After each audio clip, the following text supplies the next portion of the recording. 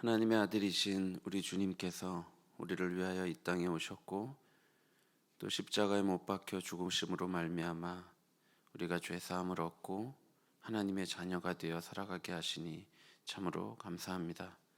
하나님이 모든 구원의 은혜가 예수 그리스도 안에 있음을 알고 우리가 예수 그리스도 한 분만 바라보기 위하여 이 자리에 나왔사오니 하나님 은혜를 주셔서 그리스도 안에 있는 모든 구원을 누리는 시간이 되게 하여 주옵소서. 예수 그리스도의 이름으로 기도합나이다. 아멘. 찬송가 94장입니다. 찬송가 94장입니다.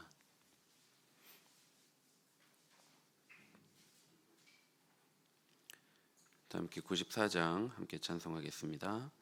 주 예수보다 더 귀한 것은 없네.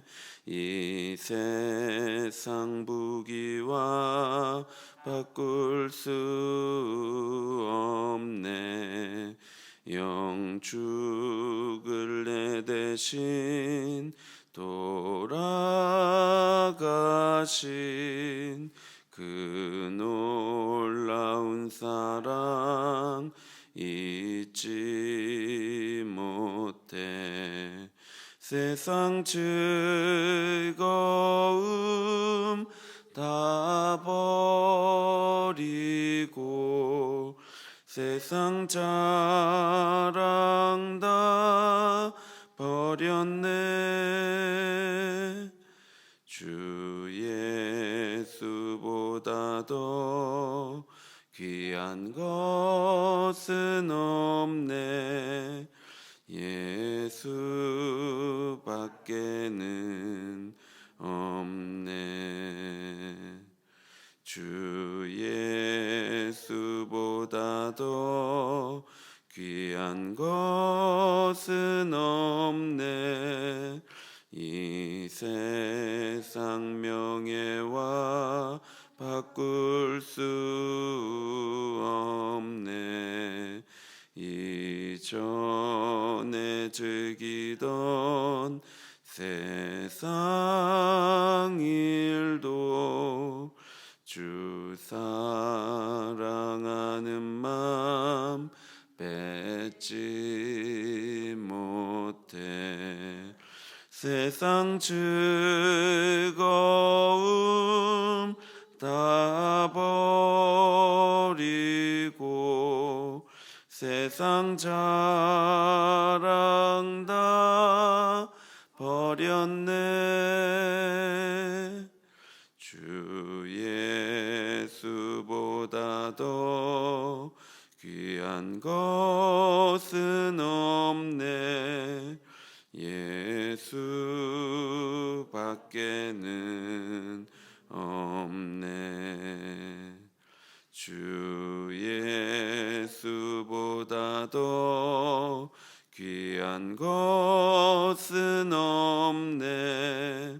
이 세상 행복과 바꿀 수 없네. 유혹과 핍박이 몰려와도 주 섬기는 내 맘 변치 않아. 세상 즐거움 다 버리고 세상 자랑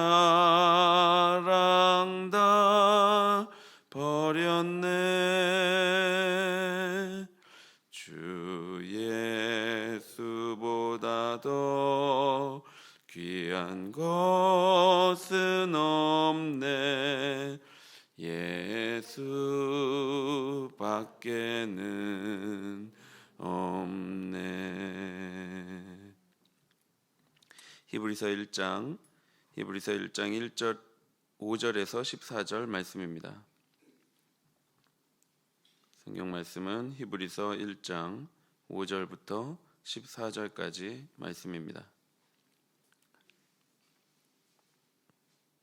히브리서 1장 5절에서 14절까지 한 절씩 교독하겠습니다.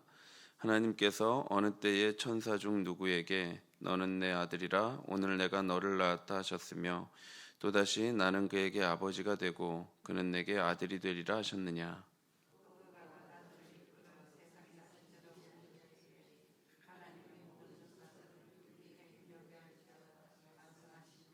또 천사들에 관하여는 그는 그의 천사들을 바람으로 그의 사역자들을 불꽃으로 삼으시느니라 하셨으되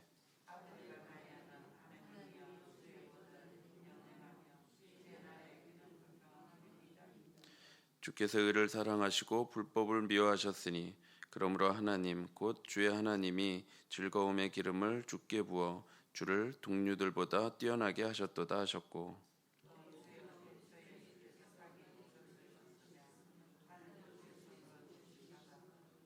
그것들은 멸망할 것이나 오직 주는 영존할 것이요 그것들은 다 옷과 같이 낡아지리니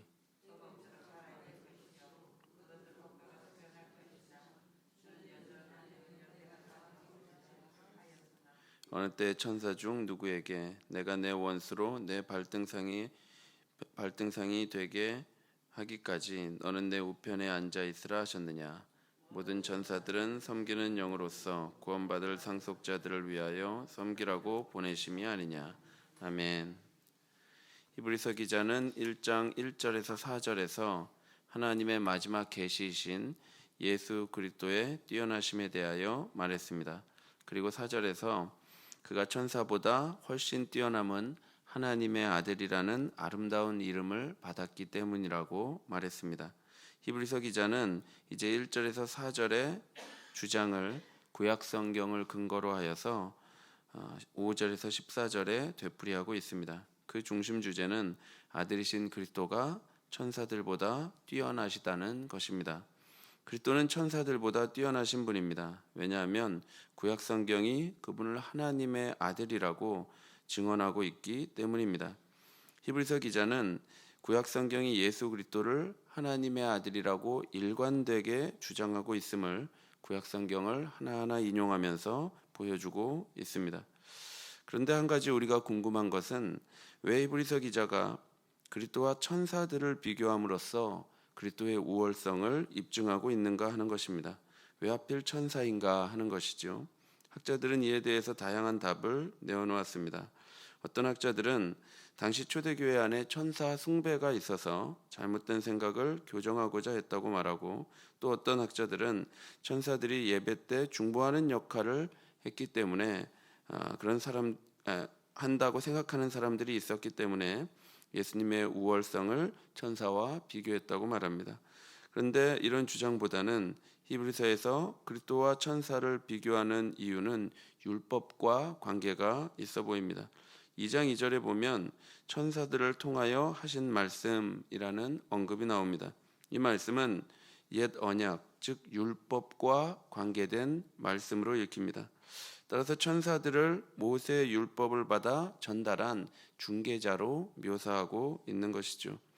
그래서 히브리서 기자가 예수님과 천사들을 비교한 까닭은 예수께서 모세의 율법보다, 그러니까 천사들이 중개한 그 모세의 율법보다 탁월하심을 말하려고 하는 것입니다. 말하자면 천사들을 통해 전해진 율법을 믿음의 대상으로 삼아서는 절대로 안 된다고 말씀하는 것이죠. 히브리서 기자는 4절에서 이미 예수님은 그분이 받은 아들이라는 뛰어난 이름, 그 이름 때문에 천사보다 훨씬 뛰어나다고 말했습니다. 그리고 한글 번역에는 나타나 있지 않지만 5절에 왜냐하면이라는 접속사로 연결하면서 예수님이 천사들보다 훨씬 뛰어나신 분이라는 주장을 구약 성경을 근거로 뒷받침하고 있습니다. 기자는 먼저 천사 중 누구라도 하나님의 아들이라 불린 적이 있느냐고 질문합니다. 5절입니다. 하나님께서 어느 때에 천사 중 누구에게 너는 내 아들이라 오늘 내가 너를 낳았다 하셨으며 또다시 나는 그에게 아버지가 되고 그는 내게 아들이 되리라 하셨느냐. 5절에 인용된 말씀은 시편 2장 7절과 사무엘하 7장 14절 말씀입니다. 하나님께서 시편 2편 7절의 말씀처럼 너는 내 아들이라 오늘 내가 너를 낳았다 라고 천사 중 누구에게라도 이런 말씀을 하신 적이 있느냐고 묻습니다. 당연히 독자들은 아니라고 말할 것입니다. 그렇다면 사무엘하 7장 14절처럼 천사 중 누구에게라도 나는 그에게 아버지가 되고 그는 내게 아들이 되리라 라고 말씀한 적이 있느냐는 것이죠. 물론 이번에도 독자들은 아니오라고 답할 수밖에 없습니다. 이 두 인용문에서 다윗의 자손이며 하나님의 아들이라 일컬음을 받는 대상, 즉 사무엘하 7장 12절에서 내 몸에서 내 씨를 내 뒤에 세워 그의 나라를 견고하게 하겠다라고 하는 약속의 말씀의 주인공은 바로 예수 그리스도입니다. 그 증거는 예수께서 세례를 받으실 때에 그리고 부활할 때에 너는 나의 사랑하는 아들이라 라고 하신 말씀입니다. 그러므로 그리스도는 천사와 비할 수 없는 하나님의 아들이시며 구원자라고 구약성경이 증거하고 있는 것이죠. 또 6절에서는 하나님께서 천사들에게 아들에게 경배하라는 명령을 내리는 인용문이 등장합니다. 6절 말씀입니다. 또 그가 마다들을 이끌어 세상에 다시 들어오게 하실 때에 하나님의 모든 천사들은 그에게 경배할지어다 말씀하시며, 히브리서 기자는 예수 그리스도를 마다들로 묘사하고 있습니다. 이 표현은 이스라엘을 하나님의 마다들로, 즉 장자라고 말했던 출애굽기 4장 22절을 떠올리게 합니다. 하나님은 이스라엘을 장자로 삼으시고 애굽으로부터 해방하셔서 가나안 땅으로 인도해 내셨습니다. 그리고 그 땅을 다스리도록 하셨죠. 그러나 이스라엘은 하나님의 장자로서 하나님이 뜻하신 대로 세상을 다스리지 못했습니다. 그래서 하나님은 자신의 맏아들을 이 땅에 보내셔서 당신의 구원 계획을 성취하셨습니다. 그리고 아들을 하나님의 우편으로 올리셔서 만물을 다스리도록 하셨지요. 따라서 하나님의 뜻을 성취한 아들에게 천사는 경배와 찬양을 올려드려야 한다고 말씀하고 있습니다. 우리의 육체적인 눈에는 성육신한 예수님이 천사들보다 조금 못하게 되신 것처럼 보이지만 그것은 우리의 한계일 뿐입니다. 하나님은 천사들에게 예수님을 경배하라고 명령하고 있습니다. 또한 7절에서는 하나님의 창조의 능력을 노래하는 시편 104편 4절을 인용합니다. 7절입니다. 또 천사들에 관하여는 그는 그의 천사들을 바람으로 그의 사역자들을 불꽃으로 삼으시느니라 하셨으되, 영원하고 불변하시는 하나님 앞에 천사들은 바람과 불꽃과 같이 일시적이고 가변적인 존재로 묘사되고 있습니다. 그러나 아들에 관하여는 어떻습니까? 기자는 시편 45편 6절에서 7절을 인용하고 있습니다. 본문 8절에서 9절입니다. 아들에 관하여는 하나님이여 주의 보좌는 영영하며 주의 나라의 규는 공평한 규니이다. 주께서 의를 사랑하시고 불법을 미워하셨으니 그러므로 하나님 곧 주의 하나님이 즐거움의 기름을 주께 부어 주를 동료들보다 뛰어나게 하셨도다 하였고, 시편 45편은 이스라엘의 왕을 기리기 위해 쓰인 시입니다. 진리와 의로움과 정의가 이 왕에게 속했다고 말씀합니다. 히브리서 기자는 이 시편의 말씀에 의로운 왕이 바로 그리스도라고 말씀합니다. 그래서 아들에 관하여는 이라고 말하면서 시편 45편을 인용한 것이죠. 예수님은 왕으로 섬기기 위해 기름 부음을 받은 분입니다. 그래서 천사들과 모든 다른 동료들보다 뛰어난 분이시죠. 왜냐하면 그는 하나님의 공평과 정의를 세우시기 위해 십자가를 지신 하나님의 아들이시기 때문입니다. 또한 히브리서 기자는 이제 시편 102편 25절에서 27절을 인용합니다. 본문 10절에서 12절 말씀입니다. 또 주여 태초에 주께서 땅에 기초를 두셨으며 하늘도 주의 손으로 지으신 바라. 그것들은 멸망할 것이나 오직 주는 영존할 것이요 그것들은 다 옷과 같이 낡아지리니 의복처럼 갈아입을 것이요 그것들은 옷과 같이 변할 것이나 주는 여전하여 연대가 다함이 없으리라 하였으나, 히브리서 기자는 시편 102편 말씀을 통해 다시 한번 아들이신 그리스도는 모든 만물을 지으신 창조자라고 말씀하고 있습니다. 모든 것은 잠시 있다가 사라질 것들입니다. 그러나 창조주이신 아들 그리스도는 피조된 세상과는 달리 영원히 존재하시는 분이시죠. 모든 것들은 다 옷과 같이 낡아지겠지만 아들이신 그리스도는 연대의 끝남이 없는 분이십니다. 피조된 그 땅의 모든 것은 변합니다. 그러나 변화하는 모든 것을 창조하신 그리스도는 변함이 없으시죠. 아리스토텔레스는 이를 최초의 원인이라고 말해서 제1원인이라 하였고, 토마스 아퀴나스는 스스로 변화하지 아니하면서 다른 일을 변화시키는 존재라고 하여서 부동의 동자라고 말했습니다. 모든 것을 창조하신 이는 그 무엇으로부터 영향을 받지 않습니다. 그것은 시간과 세월에서도 마찬가지입니다. 오직 그분은 다른 존재를 움직이시는 분이시요 창조하시는 분이시죠. 따라서 그리스도는 천사와 비할 수 없이 뛰어나신 하나님의 아들이십니다. 히브리서 기자는 마지막으로 시편 110편 1절을 인용합니다. 본문 13절에서 14절 말씀입니다. 어느 때에 천사 중 누구에게 내가 내 원수로 내 발등상이 되게 하기까지 너는 내 우편에 앉아 있으라 하셨느냐. 모든 천사들은 섬기는 영으로서 구원받을 상속자들을 위하여 섬기라고 보내심이 아니냐. 히브리서 기자는 다시 질문합니다. 천사 중에 누구에게라도 내가 내 우편에 앉으라 명한 자가 있느냐 하는 것입니다. 모든 천사들은 섬김을 받기 위해서가 아니라 오히려 섬기는 영으로서 구원받을 상속자들, 즉 성도를 위하여 섬기라고 보내심을 받은 것이 아니냐고 질문하죠. 그렇습니다. 천사들에게는 하나님 우편에 앉아서 그분과 함께 다스리는 특권이 주어진 적이 없습니다.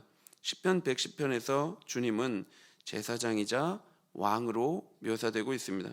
특히 이 왕은 멜기세덱의 반차를 따른 영원한 제사장이라고 시편 110편 4절에서 밝히고 있습니다. 히브리서 기자가 말하고자 하는 요점은 하나님의 아들이신 그리스도께서 대제사장의 사역을 마치시고 이제 하나님의 우편에서 왕으로서 좌정하여 다스리고 계신다고 하는 것입니다. 십자가를 통해 승리를 이루신 하나님의 아들께서는 부활 승천하시어 이제 하나님의 우편에서 왕으로 다스리고 있습니다. 우리를 그 하나님의 아들의 구원 사역으로 우리는 그 하나님의 아들의 구원 사역으로 말미암아 죄 사함을 받아 구원의 은혜를 누리며 살아가는 것이죠.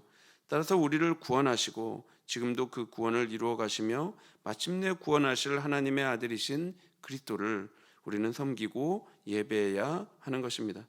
그러나 모든 천사들은 섬김을 받을 존재가 아니라 섬기는 존재입니다. 또한 하나님 우편에서 다스리는 존재가 아니라 섬기는 존재이죠. 천사들은 성도들에게 섬김을 받아야 하는 대상이 아니라 오히려 구속받은 상속자들인 성도들을 섬기는 대상입니다. 히브리서 저자는 지금까지 구약의 여러 본문을 인용하여서 예수 그리스도께서 하나님의 아들이심을 선포했습니다. 예수 그리스도께서는 만물을 지으신 분이요 왕으로서 다스리시는 분이시며 영원하고 불변하시는 창조주 하나님입니다. 반면에 천사들은 하나님의 뜻을 수행하는 사역자들일 뿐입니다. 따라서 하나님의 아들이신 예수님을 버리고 천사들을 통해 계시된 모세율법으로 돌아가려고 하는 일은 매우 어리석은 일입니다. 이것이 히브리서 기자가 본문을 통해 말씀하고자 하는 것이죠. 본문에서 본 바와 같이 구약 성경은 예수 그리스도를 하나님의 아들이라고 일관되게 주장하고 있습니다. 옛적의 선지자들을 통하여 여러 부분과 여러 모양으로 우리 조상들에게 하신 말씀은 이제 하나님의 최종적인 계시인 예수 그리스도를 비추고 있는 것이죠. 구약의 모든 역사와 모든 말씀이 오직 한 분을 주목하고 있습니다. 왜냐하면 그분이 하나님의 아들로서 이 땅에 오셔서 모든 인류를 구원하실 분이시기 때문입니다. 그러므로 우리도 그분을 바라보아야 합니다. 구약 성경이 비추고 있는 그분을 우리 또한 바라보아야 합니다. 우리를 구원하시고 지금도 우리를 다스리시는 하나님의 아들 그리스도에게만이 우리의 구원이 있고 우리의 소망이 있기 때문입니다. 오늘 하루도 우리가 다른 것에 한눈을 팔지 않게 되기를 바랍니다. 다른 것들을 소망하고 다른 것들을 구원으로 여기지 않게 되기를 바랍니다. 온전히 하나님의 최종적인 계시이신 예수 그리스도를 바라보고 그 안에서 구원을 찾고 그 안에서 구원을